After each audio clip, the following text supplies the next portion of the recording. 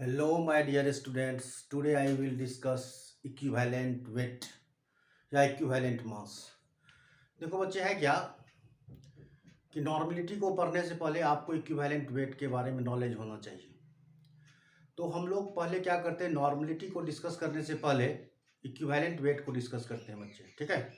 Equivalent weight हम लोग first of all यदि कैलकुलेट करते हैं तो फर्स्ट फार्मूला होता है equivalent weight equals to atomic mass बटा वैलेंसी। या इक्विवेलेंट वेट यदि हम लोग ऑक्सीडाइजिंग और रिड्यूसिंग एजेंट के बारे में निकालेंगे, कैलकुलेट करेंगे, तो उस केस में होता है molecular mass divided by number of electron gain और लॉस्ट पर मोल। और यदि इक्विवेलेंट वेट हम लोग एसिड के केस में निकालेंगे तो जितना उसका मॉलिक्यूलर मास होगा डिवाइडेड बाय बेसिसिटी से डिवाइड कर देंगे। Basicity means number of replaceable H plus ion से डिवाइड कर देंगे तो हमको क्या मिल जाएगा, इक्विवेलेंट वेट ऑफ एसिड मिल जाएगा। और यदि इक्विवेलेंट वेट ऑफ बेस का निकालेंगे तो molecular mass divided by number of acidity से डिवाइड कर देंगे। और यदि सॉल्ट का हम लोग कैलकुलेट करेंगे तो molecular mass divided by total number of cation से डिवाइड कर देंगे तो हमको इक्विवेलेंट मास मिल जाएगा, किसका, सॉल्ट का। तो चलो हम लोग डिस्कस करते हैं किसके बारे में, इक्विवेलेंट वेट के बारे में या इक्विवेलेंट मास के बारे में, क्योंकि नॉर्मलिटी को स्टडी करने से पहले हमको इक्विवेलेंट वेट का नॉलेज होना चाहिए बच्चे, ठीक है बच्चे। चलो देखते हैं हम लोग इक्विवेलेंट वेट को, क्योंकि नॉर्मलिटी को डिस्कस करने से पहले हमको क्या पढ़ना पड़ेगा बच्चे, इक्विवेलेंट वेट। तो देखो equivalent weight, equivalent weight, equivalent weight बोलो या इसको मास बोलो, इक्विवेलेंट वेट या इक्विवेलेंट मास, इक्विवेलेंट वेट या इक्विवेलेंट मास। तो देखो इक्विवेलेंट वेट जो होता है ना, फर्स्ट फार्मूला देखो, हम लोग सिंपली निकाल सकते हैं इक्विवेलेंट वेट को E equals to A by V। Simply यदि हम लोग इक्विवेलेंट वेट को कैलकुलेट करें तो क्या होता है बच्चे, E equals to A by V होता है। A हो गया एलिमेंटल फॉर्म का atomic mass divided by valency से डिवाइड कर देंगे, वी गेट इक्विवेलेंट वेट। अब देखो बच्चे यहाँ पर E क्या हो गया, E को हम लोग बोलेंगे equivalent weight. E means equivalent wait, E means equivalent wait. और यहाँ पर A जो है इसको हम लोग बच्चे बोलते हैं एटॉमिक मास। इसको क्या हम बोलते हैं, एटॉमिक मास या एटॉमिक वेट, एटॉमिक मास या इसको बच्चे क्या बोलता हूं, एटॉमिक वेट। और V इक्वल्स टू क्या है बच्चे, वैलेंसी। V इक्वल्स टू क्या है, वैलेंसी। अब एग्जांपल जैसे देखो, अब इक्विवेलेंट वेट मान लो सोडियम का निकालना है, तो सोडियम का एटॉमिक मास कितना होता है 23, वैलेंसी 1, तो इसका हो जाएगा 23 ग्राम, क्योंकि इक्विवेलेंट वेट को हम लोग एक्सप्रेस करते हैं ग्राम में, क्योंकि इक्विवेलेंट वेट का यूनिट होता है ग्राम। अब देखो जैसे हम लोग कैल्शियम का इक्विवेलेंट वेट निकालें तो कैल्शियम का वैलेंसी 2 होता है, एटॉमिक मास 40 डिवाइडेड बाय 2, ये कितना हो जाएगा 20 ग्राम। अब बच्चे देखो एल्युमिनियम का निकालो, एल्युमिनियम का 27 एटॉमिक मास डिवाइडेड बाय इसका वैलेंसी 3, तो 9 हो गया, एंड सो ऑन। तो हम लोग इक्विवेलेंट वेट इस तरह से भी निकाल सकते हैं। और देखो सेकेंड नंबर में क्या होता है, जैसे इसी को हम लोग देखो क्या करते हैं, अब सोडियम इन जनरल क्या होता है, मेटल क्या करता है, इलेक्ट्रॉन को लॉस करता है, और नॉन मेटल क्या करता है, इलेक्ट्रॉन को गेन करता है। यदि हम उस टर्म में इक्विवेलेंट वेट को देखें, जैसे सोडियम को देखो Na plus plus E minus, तब यहाँ पर कितना इलेक्ट्रॉन है, 1 इलेक्ट्रॉन है, तो जितना इलेक्ट्रॉन लॉस करेगा या गेन करेगा हम उससे भी निकाल सकते हैं। तो यहाँ पर इक्विवेलेंट वेट इक्वल्स टू कितना कितना number, equivalent weight equals to क्या हो जाएगा, एटॉमिक मास, एटॉमिक मास या मॉलिक्यूलर मास भी ले सकते हैं यदि ऑक्सीडाइजिंग एजेंट या रिड्यूसिंग एजेंट के टर्म में होगा, atomic mass divided by number of electron, number of electron loss पर मोल भी लेते हैं, तो यहाँ पर कितना हो जाएगा 23 डिवाइडेड बाय 1 इक्वल्स टू 23 ग्राम हो जाएगा। इस तरह से भी हम लोग निकाल सकते हैं। और जैसे देखो थर्ड नंबर में, अब मान लो हम लोग नॉन मेटल को ले लें, तो नॉन मेटल केस में देखो F इलेक्ट्रॉन को गेन करता है, F माइनस, इस केस में इक्विवेलेंट वेट इक्वल्स टू क्या हो जाएगा, जितना एटॉमिक मास होगा divided by number of electron, number of electron gain पर मोल होगा, गेन पर मोल। इसको हम लोग अच्छे से पढ़ेंगे कहाँ, रिडॉक्स रिएक्शन में इसको पढ़ेंगे। अभी नॉर्मेलिटी में इसका जरूरत हमको नहीं है, लेकिन हल्का सा देख लिए कि हम लोग इस तरह से भी इक्विवेलेंट वेट को फाइंड कर सकते हैं बच्चों। ठीक है बच्चों, चलो अब हम लोग देखते हैं इक्विवेलेंट वेट ऑफ एसिड के बारे में।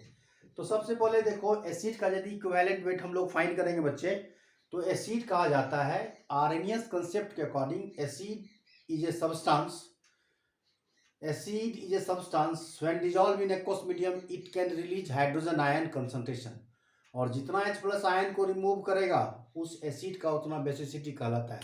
तो उस केस में इक्विवेलेंट वेट यदि हम लोग एसिड का निकालेंगे तो molecular mass divided by number of basicity से डिवाइड कर देंगे, we get equivalent weight of acid. तो चलो बच्चे हम लोग अब चलते हैं इक्विवेलेंट वेट के बारे में देखते हैं। मैं इरेज कर रहा हूँ इसको। अब देखो, अब हम लोग चलते हैं इक्विवेलेंट वेट ऑफ एसिड का कैलकुलेट करने के लिए, जो मेरे को रिक्वायरमेंट है, क्योंकि नॉर्मेलिटी को फाइंड करने के लिए एसिड और बेस का इक्विवेलेंट वेट हमको चाहिए। ठीक है बच्चों, तो देखो अब हम लोग लिखते हैं equivalent weight of acid, equivalent weight of acid, equivalent weight of acid का फाइंड करना चाह रहा हूं, इक्विवेलेंट वेट ऑफ एसिड। अब देखो बच्चे कहता है क्या, according to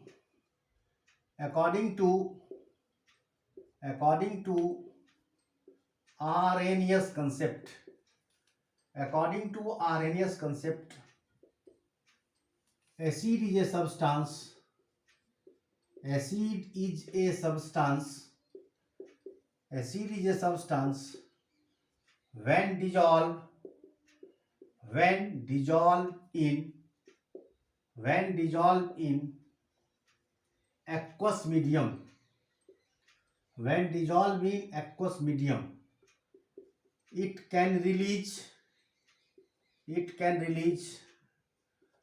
hydrogen ion concentration, it can release hydrogen ion concentration और H प्लस आयन कंसंट्रेशन। ठीक है, तो देखो बच्चे हम लोग कह सकते हैं कि जितना H प्लस आयन रिमूव होगा एक्वस मीडियम में उस एसिड का उतना बेसिसिटी कहलाएगा। तो हम लोग बच्चे लिख सकता हूं, नंबर ऑफ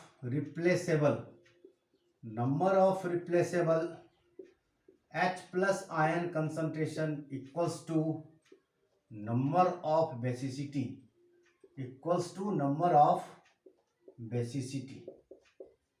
तो हम लोग जितना H प्लस आयन को रिमूव करेंगे उतना क्या कहलाएगा बच्चा, नंबर ऑफ बेसिसिटी होगा। तो हम लोग equivalent weight of acid equals to लिख सकता हूं, equivalent weight of acid equals to molar मास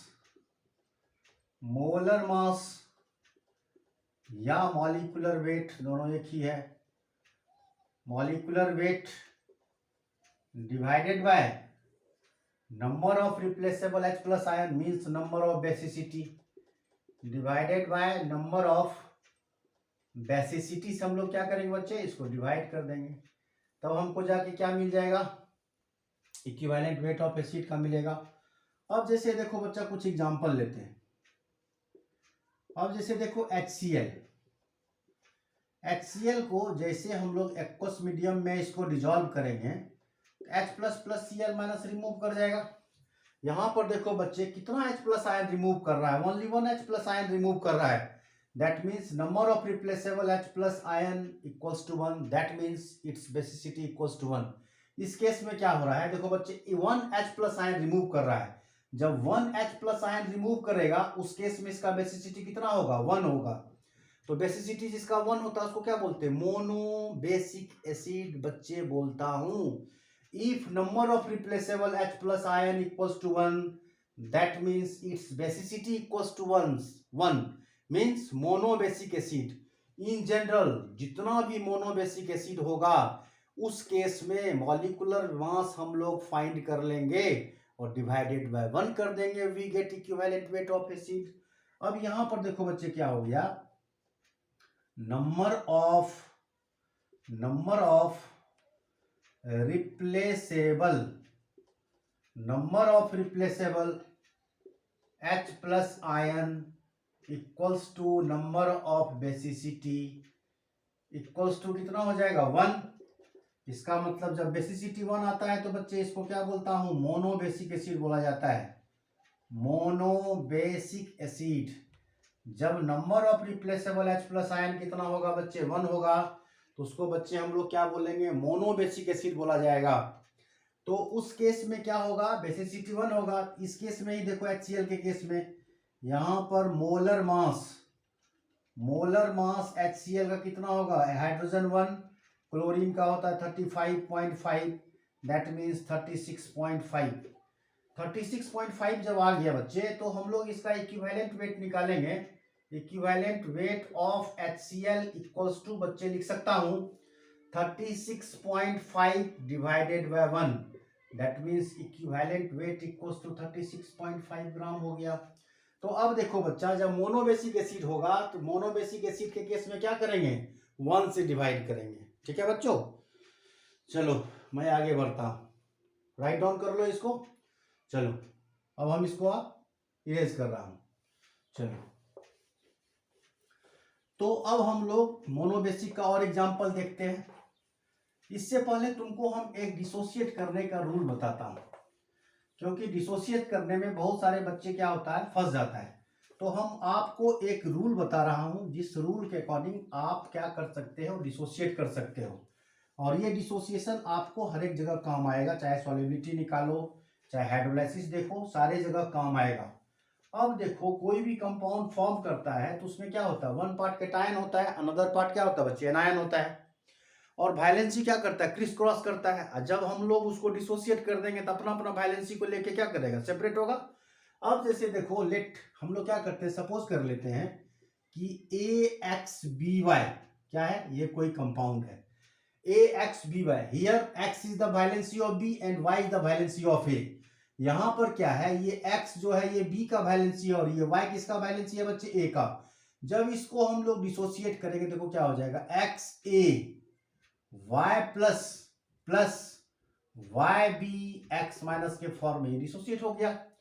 अब यहां पर देखो, X क्या हो गया, X number of mole, Y क्या हो गया, B का नंबर ऑफ मोल, या स्टोइचोमेट्रिक कोएफिशिएंट बोलो बच्चे। और ये Y प्लस मीन्स A का वैलेंसी, Y प्लस मीन्स यहाँ पर A क्या हो गया, कैटायन, और B क्या हो गया, नायन। अपना अपना वैलेंसी को लेकर सेपरेट हो गया। इसको आपको रिमेंबर करके रखना है, जिससे आपको डिसोसिएशन में मदद मिलेगा। और देखो बच्चे है क्या, अब दूसरा एग्जांपल मैं लेता हूं एक और, HClO4 को। HClO4 इसका नाम देखो बच्चे क्या है, पर क्लोरिक एसिड बोलता हूं इसको, पर क्लोरिक एसिड है। इसको आप यदि एक्वस मीडियम में इसको डिजोल्व करोगे तो ये डिसोसिएट होकर हो जाएगा H plus plus ClO4 minus, ClO4 minus को बच्चे बोला जाता है पर क्लोरेट आयन। इसको क्या बोलता हूं, पर क्लोरेट आयन बच्चे बोला जाता है। Here number of replaceable H plus ion equals to कितना 1। तो जब रिप्लेसेबल 1 होगा तो इसका मतलब मोनोबेसिक एसिड होगा। तो इसका मतलब यहां पर भी बच्चे क्या है, number of basicity equals to कितना हो जाएगा 1। बेसिसिटी जिसका 1 होता है उसको बच्चा क्या बोलता हूं, मोनोबेसिक एसिड बोला जाता है। इसको भी हम लोग क्या बोलेंगे, मोनोबेसिक एसिड बोलेंगे। अब इसका मोलर मास देख लो बच्चे, मोलर मास इक्वल्स टू कितना हो जाएगा, हाइड्रोजन का 1, क्लोरीन 35.5 प्लस 64, इसको कैलकुलेट करेगा तो 100.5 आएगा बच्चे। इसका मतलब इक्विवेलेंट वेट कितना हो जाएगा, 100.5 ही हो जाएगा, क्योंकि इसका बेसिसिटी 1 है तो इक्विवेलेंट वेट 100.5 हो जाएगा। चलो, तो डिसोसिएट करने के लिए आपको आना चाहिए बच्चे, ठीक है। तो इसको हम लोग क्या बोलेंगे, मोनोबेसिक एसिड बोलेंगे, ठीक है बच्चे। चलो, अब हम लोग आगे बढ़ता हूं। अब देखो, अब हम लोग H2SO4 को लेते हैं, उसके बाद मिक्स एग्जांपल दूंगा। देखो बच्चे, sulphuric acid H2SO4, sulphuric acid H2SO4 को लेता हूं। अब देखो बच्चे H2SO4, इसको डिसोसिएट करेंगे एक्वस मीडियम में, क्या हो जाएगा 2H प्लस SO4 2 माइनस में ये डिसोसिएट होगा बच्चे। इसको क्या बोलूंगा, इसको बोलता हूं सल्फेट आयन। इसको क्या बोलते हैं, सल्फेट आयन। यहां पर देखो number of replaceable H plus ion कितना बच्चे 2, that means its basicity equals to 2। जब बेसिसिटी 2 होता है उसको डाइबेसिक एसिड बोलता हूं। यहां पर हो गया number of replaceable H plus ion concentration equals to number of basicity equals to 2। जब 2 होगा तो बच्चे इसको बोला जाता है डायबेसिक एसिड। क्या बोलता हूं बच्चे, डायबेसिक एसिड बोलता हूं। अब इसका मोलर मास निकालो। इसका मोलर मास कितना हो जाएगा बच्चे, 98 होता है। हाइड्रोजन का 1 into 2, sulphur 32, 64, 98 divided by 2, equivalent weight कितना हो जाएगा 49 ग्राम हो जाएगा। ये डायबेसिक एसिड हो गया, बेसिसिटी इक्वल्स टू 2। अब देखो कुछ और मैं एग्जांपल बताता हूं आपको। जैसे देखो बच्चे H3PO4 है, H3PO4 है, इसमें आपको तो दिख रहा है कि 2 नंबर रिप्लेसेबल H प्लस है। इस सब के केस में क्या करेगा, आपको स्ट्रक्चर जानना चाहिए। फॉस्फोरस का कोवैलेंसी कितना होता है, 5 होता है।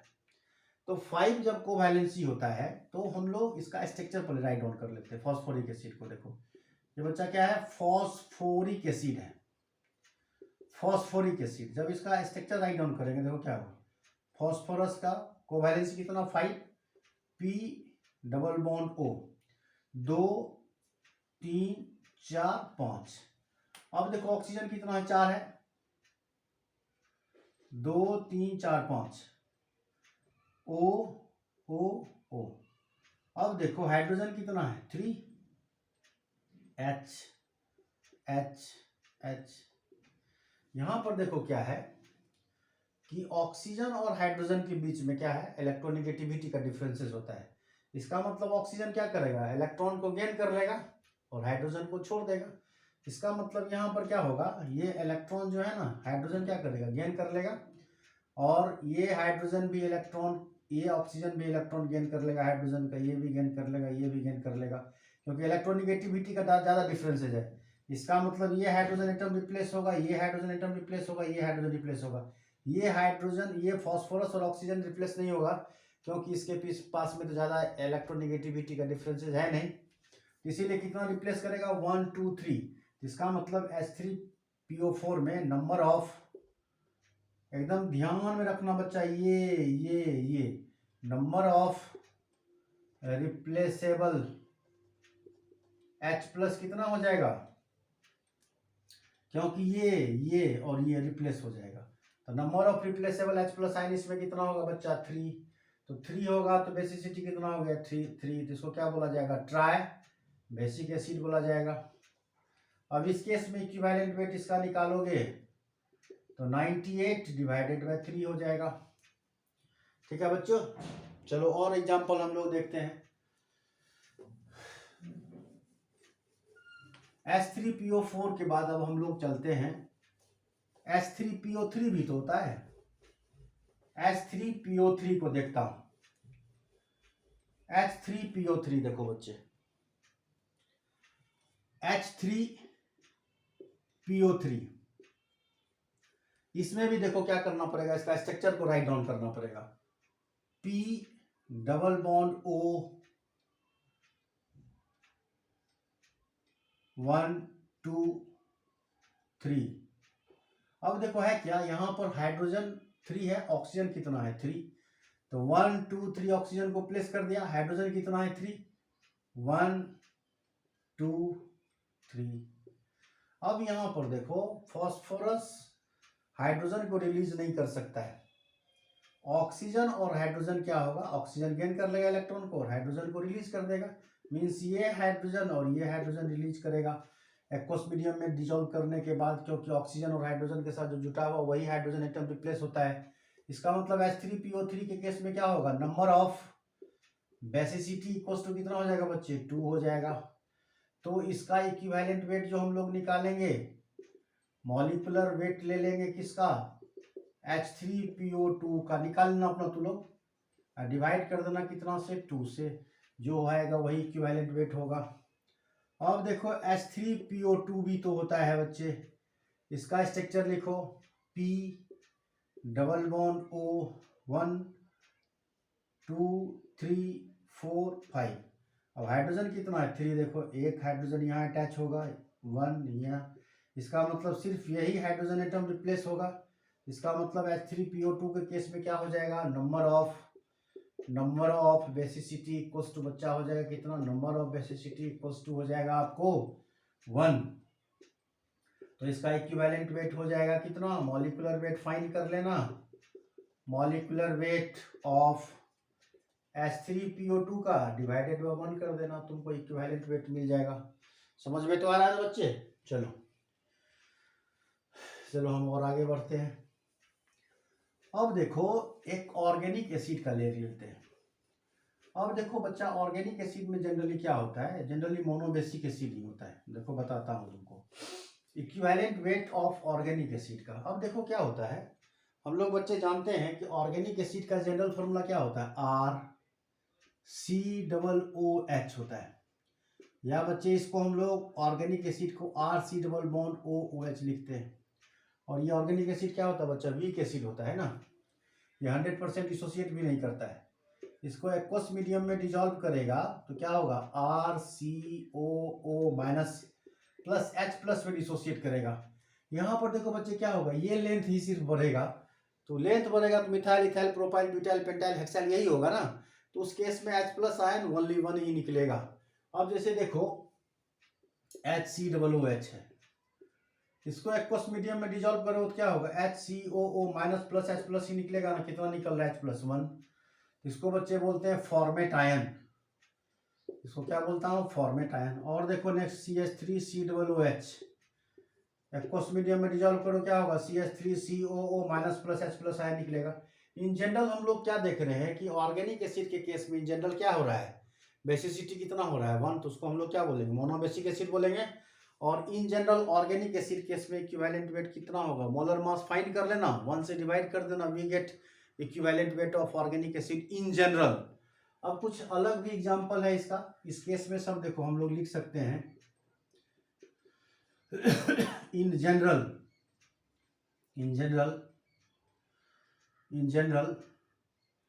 all organic acid, in general all organic acid is an example of monobasic acid. अब एक्सेप्शन भी है, अब देखो कुछ एक्सेप्शन भी है, जैसे H2C2O4 है, या इसको हम लोग एक्सपेंड करके COOH भी लिख सकता हूँ बच्चे।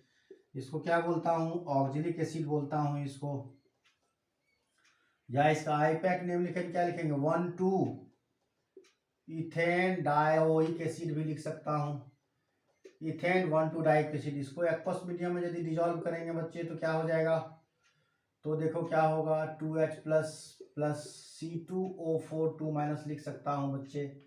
इसको क्या बोलूँगा, ऑक्जेलेट आयन, या इसको इस तरह भी से डिसोसिएट कर सकता हूँ, COO minus plus 2H plus.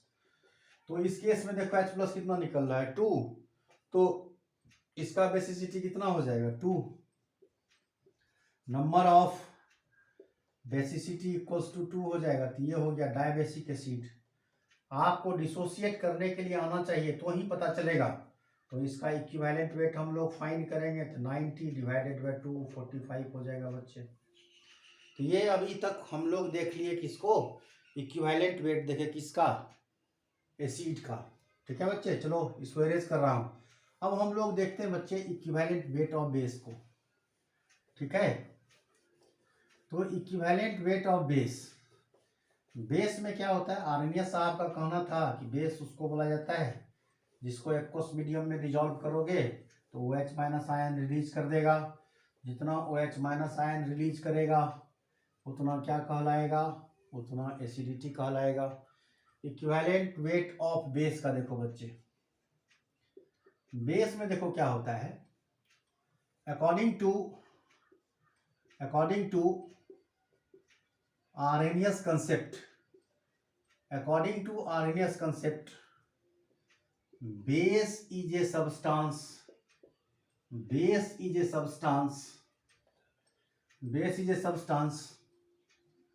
when dissolved in aqueous medium, it can release hydroxyl ion concentration, जिसको बच्चे हम लोग और OH माइनस आयन भी लिख सकता हूं। मीन्स क्या होगा, जितना OH माइनस आयन रिलीज करेगा उतना क्या कहलाएगा, एसिडिटी। तो हम लोग लिख सकते हैं number of replaceable OH minus ion equals to number of acidity बोल सकता हूं। तो हम लोग इक्विवेलेंट वेट ऑफ बेस का यदि निकालेंगे, equivalent weight of base equals to बच्चे हम लोग लिख सकते हैं क्या, molar mass divided by number of acidity लिख सकता हूं बच्चे। तो हम लोग यदि इक्विवेलेंट वेट बेस का निकालेंगे, जितना मोलर मास होगा या मॉलिक्यूलर वेट होगा उसको डिवाइड कर देंगे number of replaceable OH minus ion से। Number of replaceable OH minus ion means क्या, उसका एसिडिटी से डिवाइड कर देंगे तो हमको क्या मिल जाएगा, इक्विवेलेंट वेट मिल जाएगा बेस का। अब जैसे एग्जांपल देखो, बच्चा NaOH, ये तो वाटर में डिजॉल्व होता है, एक्वस मीडियम में इसको डाल दो तो क्या हो जाएगा, Na प्लस OH माइनस में डिजॉल्व हो जाएगा। यहाँ पर number of acidity equals to कितना हो जाएगा, 1 होगा। 1, इसको हम लोग क्या बोलेंगे बच्चे, मोनो बेसिक एसिड बोला जाएगा, मोनो एसिडिक बेस बोला जाएगा बच्चे, मोनो एसिडिक बेस बोला जाएगा। इसका मोलर मास फाइंड करो, molar mass of NaOH equals to 23 + 16 + 1 कितना हो जाएगा बच्चा, 40। Therefore equivalent weight of NaOH equals to 40 divided by 1 कितना हो जाएगा बच्चा, 40 ग्राम हो जाएगा। अब है क्या, आपको डिसोसिएट करने के लिए आना चाहिए। यदि आपसे डिसोसिएशन नहीं होगा तो आप इक्विवेलेंट वेट नहीं फाइंड कर सकेंगे बच्चे, ठीक है। तो चलो हम लोग आगे देखते हैं। अब क्या करता हूं, इक्विवेलेंट वेट ऑफ बेस का तो फाइंड कर ही रहा हूं, अब देखो इसके नेचर को बढ़ाता हूं।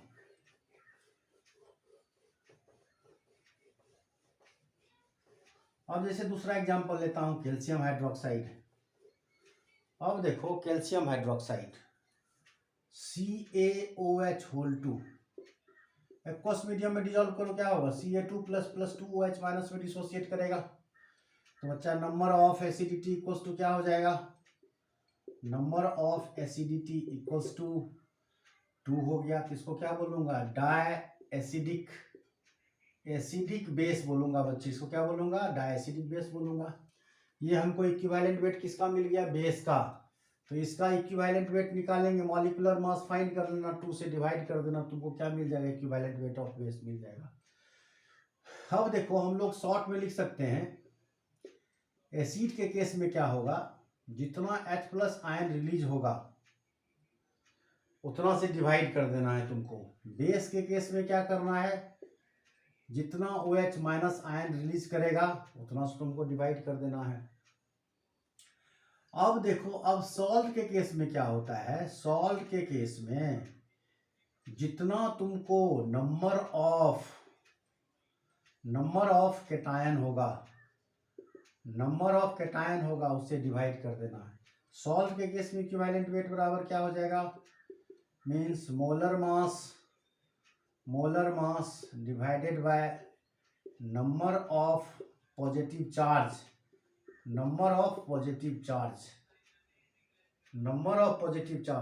मतलब जितना कैटायन होगा उससे आपको क्या कर देना है, डिवाइड कर देना है। ठीक है, अब जैसे देखो एक एग्जांपल लेता हूँ, Na2CO3 को देखो, Na2CO3 को डिसोसिएट कर दो तो क्या होगा, 2Na प्लस, अब प्लस CO3 2 माइनस होगा। अब कितना पॉजिटिव चार्ज है, 2, तो मोलर मास इसका फाइंड कर लो।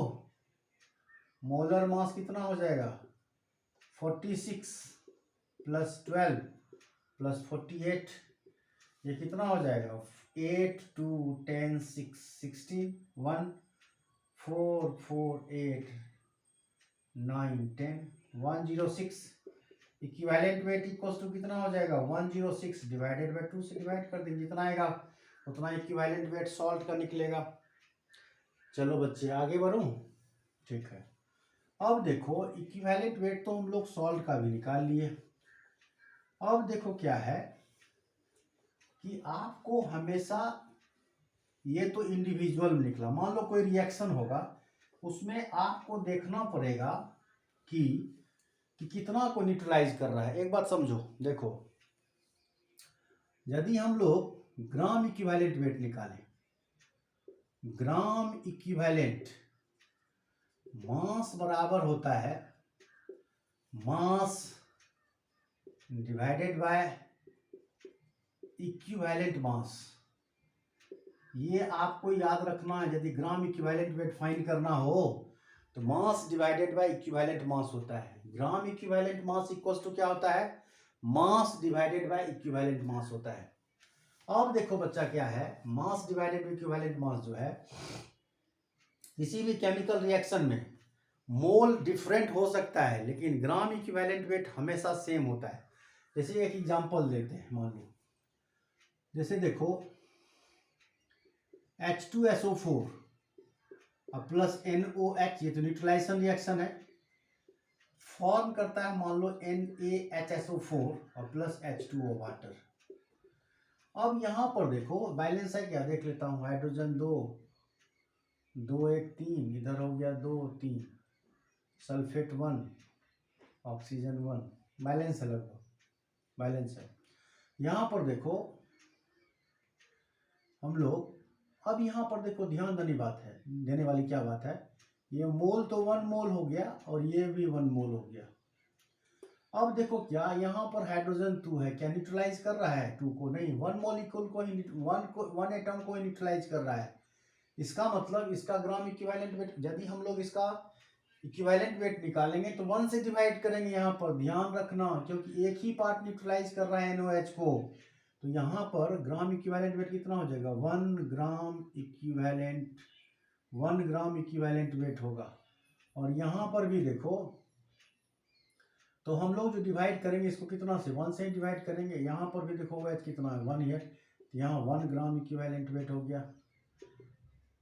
देखो यहाँ इक्विवेलेंट वेट निकालेंगे इस केस में, तो क्या करेंगे, H2SO4 का मॉलिक्यूलर मास लेंगे और 1 से डिवाइड करेंगे। ठीक है, दूसरा एग्जांपल देखो, कंप्लीट न्यूट्रलाइज करते हैं, H2SO4 प्लस NaOH से यदि फॉर्म कर गया Na2SO4 प्लस H2O।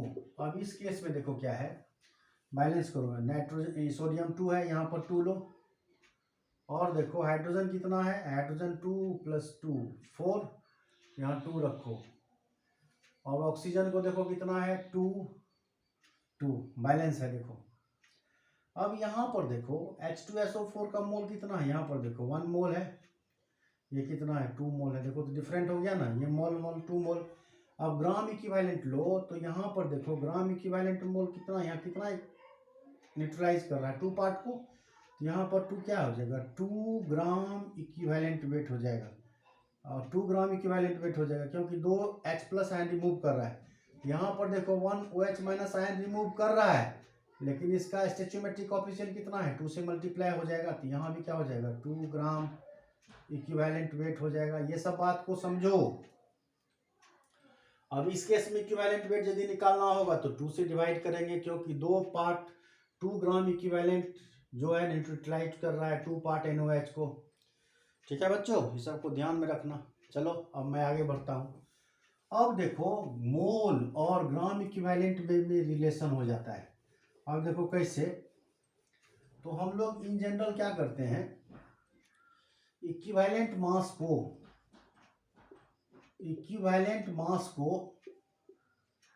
ले लेता हूं मॉलिक्यूलर मास या molar mass divided bye basicity acidity को एक्स एक फैक्टर मान लेते हैं। अब जैसे देखो हम लोग जानते हैं, we know that number of mole equals to क्या होता है, मास डिवाइडेड बाय क्या होता है बच्चा, मोलर मास से डिवाइड करते हैं, डिवाइडेड बाय मोलर मास। अब यदि हम लोग number of mole equals to होता है mass divided by molar mass, और इक्विवेलेंट मास इक्वल्स टू क्या होता है, मोलर मास बाय एक्स, दोनों हम रिलेशन यदि बनाएं तो नंबर ऑफ मोल या इक्विवेलेंट मास इक्वल्स टू हो गया mass bye x. Equivalent mass है ना, इक्विवेलेंट मास निकालेंगे तो मोलर मास बाय एक्स हो जाएगा। इसको हम लोग क्या करते हैं, number of mole divided by क्या करते हैं, ग्राम इक्विवेलेंट से डिवाइड कर देते हैं, डिवाइडेड बाय ग्राम इक्विवेलेंट मास से डिवाइड कर देते हैं। तो इक्वल्स टू क्या होगा, नंबर ऑफ मोल क्या होता है, mass divided bye molecular mass, और देखो क्या है, डिवाइडेड बाय ग्राम इक्विवेलेंट मास बराबर क्या होता है, equivalent mass divided by equivalent मास होगा ना, क्योंकि इक्विवेलेंट मास बराबर क्या है, इक्विवेलेंट मास बराबर क्या है, molar mass divided by x, divided by क्या है, molar mass divided by x. तो इसको देखो हम लोग लिख सकता हूं इसको, क्योंकि number of mole equals to जो होता है ना, नंबर ऑफ मोल या ग्राम इक्विवेलेंट मास बराबर होता है, ये फॉर्मूला होता है देखो, ग्राम इक्विवेलेंट मास बराबर number of mole into x होता है, number of mole into x. X का मतलब क्या हो गया, या तो नंबर ऑफ बेसिसिटी या एसिडिटी से हम लोग मल्टीप्लाई कर देते तो हमको क्या मिल जाता है, ग्राम इक्विवेलेंट मास मिल जाता है। Number of mole equals to क्या होता है, given weight by molar mass, और इक्विवेलेंट मास इक्वल्स टू क्या होता है, इक्विवेलेंट मास इक्वल्स टू होता है molar mass divided by x, या gram equivalent mass equals to क्या होता है, mass by equivalent mass. Gram equivalent mass equals to क्या होता है, मास बाय इक्विवेलेंट मास। तो इससे हम लोग कैलकुलेट कर सकते हैं बच्चा इसको, ठीक है। तो ये समझ में आ गया आपको क्या, gram equivalent mass equals to number of mole into x से हम लोग फाइंड कर सकते हैं। तो number of mole equals to क्या हो गया, मास बाय मोलर मास, और gram equivalent mass equals to क्या हो गया, मास बाय इक्विवेलेंट मास, और इक्विवेलेंट मास इक्वल्स टू क्या होता है, मोलर मास बाय एक्स। तो हम लोग देखो इसको, तो हम लोग gram equivalent mass equals to क्या, क्योंकि हम लिखे हैं क्या, gram equivalent mass equals to mass by equivalent mass है। देखो gram equivalent mass equals to क्या होता है, mass divided by equivalent mass. अब देखो बच्चे, इसको हम लोग लिख सकता हूं mass divided by molar mass into x, ऊपर चला जाएगा। एक्स क्या है, बेसिसिटी एसिडिटी या कैटायन। तो मास बाय मोलर मास को क्या बोलता हूं बच्चा, देखो तो इसको नंबर ऑफ मोल बोलते हैं कि नहीं, मास डिवाइडेड बाय मोलर मास को क्या बोलता हूं, number of mole into x. X का मतलब क्या है, या तो H प्लस, या तो OH माइनस रिप्लेसेबल, या तो नंबर ऑफ कैटायन। इससे हम लोग डिवाइड कर सकते हैं। जैसे अब देखो AlCl3 है, इसमें पूछेगा, जिसका ब्रेक करो, इसको ब्रेक करके हम लोग क्या लिख सकते हैं, Al3 प्लस 3Cl माइनस, इसका इक्विवेलेंट वेट निकालेंगे कैसे, मोलर मास को 3 से डिवाइड कर दो, उससे निकल जाएगा। यदि AlCl3 का ग्राम इक्विवेलेंट वेट पूछे, यदि AlCl3 का 3 मोल गिवन है, 3 मोल गिवन है, और कहेगा इसका ग्राम इक्विवेलेंट वेट फाइंड करो बच्चे, तो gram equivalent weight equals to कितना हो जाएगा, AlCl3 का मोल कितना दिया हुआ 3, क्योंकि फॉर्मूला क्या लिखे हैं, number of mole into x, कितना पॉजिटिव आयन है 3, तो 3 से मल्टीप्लाई कर दो कितना हो जाएगा 9 हो जाएगा। इस तरह से बच्चे हम लोग क्या कर सकते हैं, इक्विवेलेंट वेट को फाइंड कर सकते हैं। ठीक है बच्चों, तो इस लेक्चर के बाद जो है ना हम लोग नॉर्मलिटी को आराम से पढ़ सकते हैं। नॉर्मलिटी का वीडियो देखने से पहले आप क्या करो, इसको अच्छे से देख लो।